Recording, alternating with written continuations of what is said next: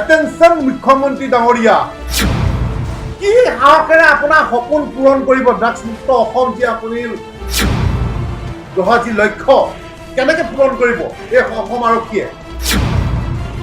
Attention অসমৰ DGP মহোদয়, আমি প্ৰশ্ন কৰিছো মিষ্টাৰ CM হিমন্ত বিশ্ব শৰ্মা ডাঙৰীয়াক, আমি প্ৰশ্ন কৰিছো অসমৰ DGP মহোদয়।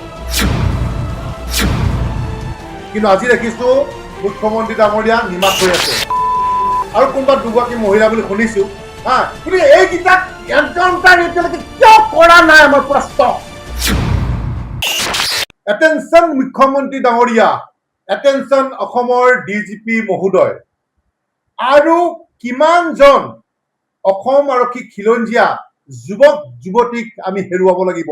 আমি প্ৰশ্ন কৰিছো মিষ্টাৰ CM হিমন্ত বিশ্ব শৰ্মা ডাঙৰীয়াক, আমি প্ৰশ্ন কৰিছো অসমৰ DGP মহোদয়। কাৰণ আপোনালোকে জানে যোৱা 14 তাৰিখে ডিমা হাছাও লাইচং থানাৰ SI নৱজিৎ দাসক কেনেকে মাৰি পেলোৱা হৈছিলে। যি ড্ৰাগছ ব্যৱসায় অসমত চলি আছে, প্ৰায় কোটি কোটি টকা সৌ সিদিনাও ড্ৰাগছ লৈ আহি আছিলে।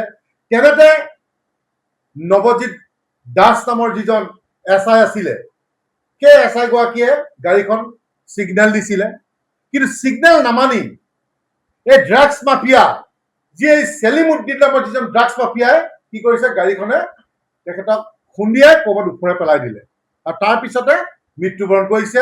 আৰু তাৰ পিছতে কি আছে, সেই গাড়ীখন অলপ দূৰ আগলৈ আহি তাৰ পৰা সেই যুৱক কেইজন পলায়ন কৰে, ড্ৰাগছসমূহ লগত লৈ গুচি যায় এখন কিয়া গাড়ী। আমি আপোনালোকৰ নিউজৰ যোগেদি দেখিবলৈ পাইছো। আৰু তাৰ পিছতে দেখিবলৈ পালো যে তাৎপৰ্য কথা, যে আচৰিত কথা, যে নগাঁও এখন জুৰিয়া থানা বুলি এখন থানা আছে, সেই থানাখনত গৈ তেওঁলোকে বোলে চাৰেণ্ডাৰ কৰিছে। আৰু সেই জুৰিয়া থানাৰ ভাৰপ্ৰাপ্ত বিষয়াই তেখেতলোকক কি হৈছে, গ্ৰেপ্তাৰ কৰিছে। কৰি পেলাই কি হৈছে, কৰাৰ পিছত আমি গম পাইছো যে ডিমা হাছাও থানাৰ তাতে আৰক্ষী বিষয়াসকল গৈ তেওঁলোকক লৈ আহিছে। কিন্তু তাতে থমকি গ'লে হ'ব নেকি? আমি ন্যায় পাম নে? এই যে যিজন আমি নৱজিৎ দাস, ইমান উদীয়মান যুৱকক যে আমি হেৰুৱালো, যি মুখ্যমন্ত্ৰী ডাঙৰীয়াৰ ড্ৰাগছ মুক্ত অসম গঢ়া যি লক্ষ্য, ক'ত গ'ল লক্ষ্য? গতিকে চিধা চিধি কথা, স্পষ্ট কথা, যদি মুখ্যমন্ত্ৰী ডাঙৰীয়াই ভাবিছে যে তেওঁ অসম আৰক্ষীয়ে তেনেকে দৃঢ়তাৰে যদি ড্ৰাগছৰ বিৰুদ্ধে যদি যুঁজ দিবলৈ হয়, তেওঁলোকক কিন্তু মুখ্যমন্ত্ৰী ডাঙৰীয়াই ফুল ছাপোৰ্ট দিব লাগিব। কিন্তু আজি দেখিছো মুখ্যমন্ত্ৰী ডাঙৰীয়া নিমাত হৈ আছে। কিয় নিমাত হৈ আছে বুলি আমি ক'বলৈ বিচাৰিছো যে যিকেইটা এই ড্ৰাগছৰ লগত, এই ড্ৰাগছৰ মাফিয়াৰ লগত জড়িত, সেলিমুদ্দিন, মইদুল ইছলাম আৰু তেওঁৰ বাপেক আব্দুল কুদ্দুছ ফৰাজী আৰু কোনোবা দুগৰাকী মহিলা বুলি শুনিছো। গতিকে এইকেইটাক এনকাউণ্টাৰ এতিয়ালৈকে কিয় কৰা নাই আমাৰ প্ৰশ্ন। কিয় কৰা নাই? কি সাহসেৰে আকৌ ড্ৰাগছ ধৰিব আমাৰ অসম আৰক্ষীয়ে? কি সাহসেৰে আপোনাৰ সপোন পূৰণ কৰিব ড্ৰাগছ মুক্ত অসম যি আপুনি গঢ়া যি লক্ষ্য কেনেকে পূৰণ কৰিব এই অসম আৰক্ষীয়ে? যদি ডিউটি অৱস্থাত যদি গাড়ীয়ে মহতিয়াই মাৰি পেলাবলৈ হয়, আগতেও তেনেকে দেখিছো।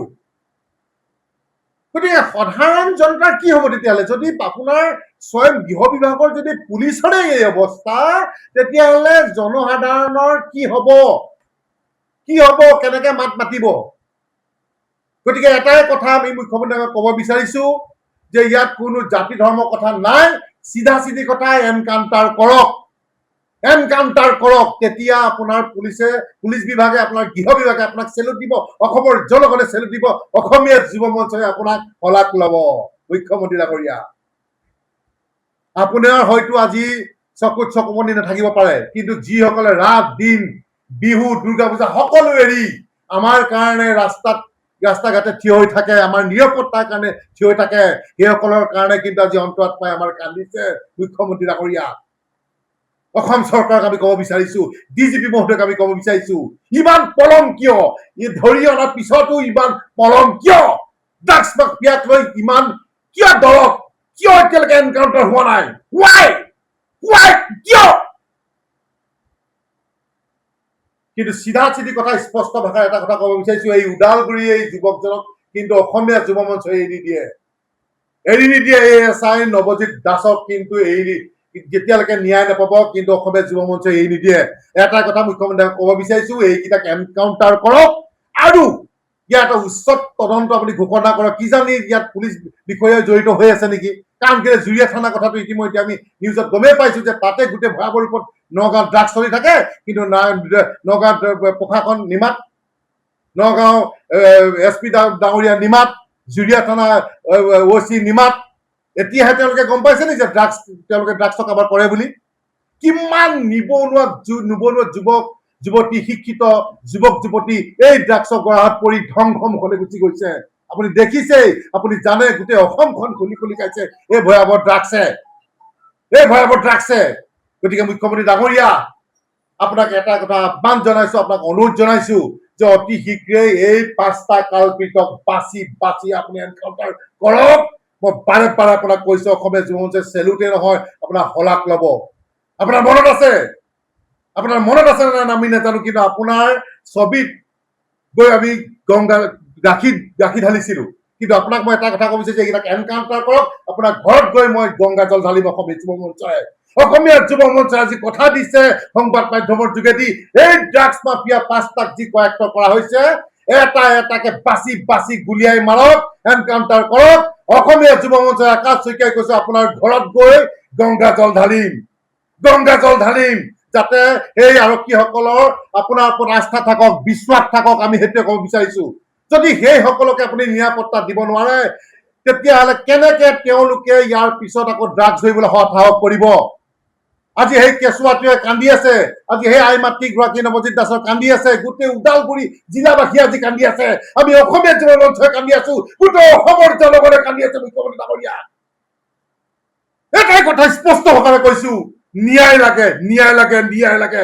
উই want justice for Nabajit Das. We want justice for Nabajit Das.